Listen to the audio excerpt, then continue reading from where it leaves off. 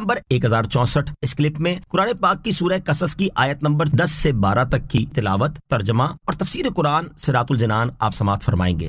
بسم اللہ الرحمن الرحیم۔ ترجمہ، اللہ کے نام سے شروع جو نہایت مہربان رحمت والا ہے۔ وَأَصْبَحَ فُؤَادُ أُمِّ مُوسَىٰ فَارِغًا إِن كَادَتْ لَتُبْدِي بِهِ لَوْلَا أَن رَّبَطْنَا عَلَىٰ قَلْبِهَا لِتَكُونَ مِنَ الْمُؤْمِنِينَ۔ ترجمہ، اور صبح کے وقت موسیٰ کی ماں کا دل بے قرار ہو گیا، بے شک قریب تھا کہ وہ اسے ظاہر کر دیتی اگر ہم اس کے دل کو مضبوط نہ کرتے کہ وہ ہمارے وعدے پر یقین رکھنے والوں میں سے رہے۔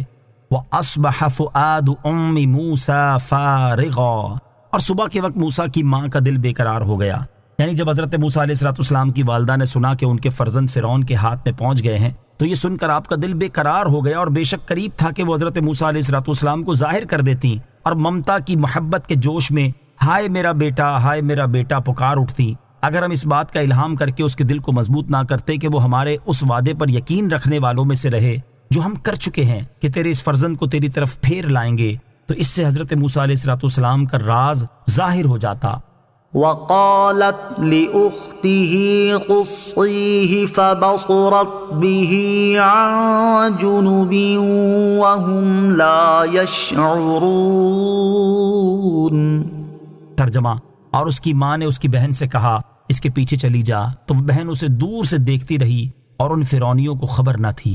وقالت لأخته، اور اس کی ماں نے اس کی بہن سے کہا، حضرت موسیٰ علیہ السلام کی والدہ نے آپ علیہ السلام کی بہن مریم سے کہا تم حال معلوم کرنے کے لیے اس کے پیچھے چلی جاؤ۔ چنانچہ آپ علیہ السلام کی بہن آپ کے پیچھے چلتی رہی اور آپ کو دور سے دیکھتی رہی، اور ان فرعونیوں کو اس بات کی خبر نہ تھی کہ یہ اس بچے کی بہن ہے اور اس کی نگرانی کر رہی ہے۔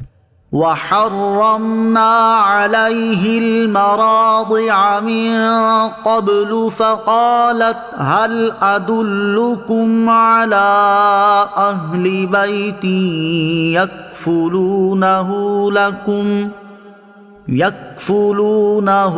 لَكُمْ وَهُمْ لَهُ نَاصِحُونَ۔ ترجمہ، اور ہم نے پہلے ہی سب دائیاں اس پر حرام کر دی تھی، تو موسیٰ کی بہن نے کہا کیا میں تمہیں ایسے گھر والے بتا دوں جو تمہارے اس بچے کی ذمہ داری لے لیں اور وہ اس کے خیر خواہ بھی ہوں۔ وَحَرَّمْنَا عَلَيْهِ الْمَرَاضِعَ مِن قَبْلُ، اور ہم نے پہلے ہی سب دائیاں اس پر حرام کر دی تھیں۔ ارشاد فرمایا کہ ہم نے پہلے ہی حضرت موسیٰ علیہ السلام کو منع کر دیا تھا کہ وہ اپنی والدہ کے علاوہ کسی اور کا دودھ نوش نہ فرمائیں۔ چنانچہ جس قدر دائیاں حاضر کی گئیں ان میں سے کسی کی چھاتی آپ علیہ السلام نے منہ میں نہ لی۔ اس سے ان لوگوں کو بہت فکر ہوئی کہ کہیں سے کوئی ایسی دائی میسر آئے جس کا دودھ آپ پی لیں۔ دائیوں کے ساتھ آپ علیہ السلام کی ہمشیرہ بھی یہ حال دیکھنے چلی گئی تھی، اور صورتحال دیکھ کر انہوں نے کہا کیا میں تمہیں ایسے گھر والے بتا دوں جو تمہارے اس بچے کی ذمہ داری لے لیں اور وہ اس کے خیر خواہ بھی ہوں۔ فرعونیوں نے یہ بات منظور کر لی، چنانچہ آپ اپنی والدہ کو بلا لائیں۔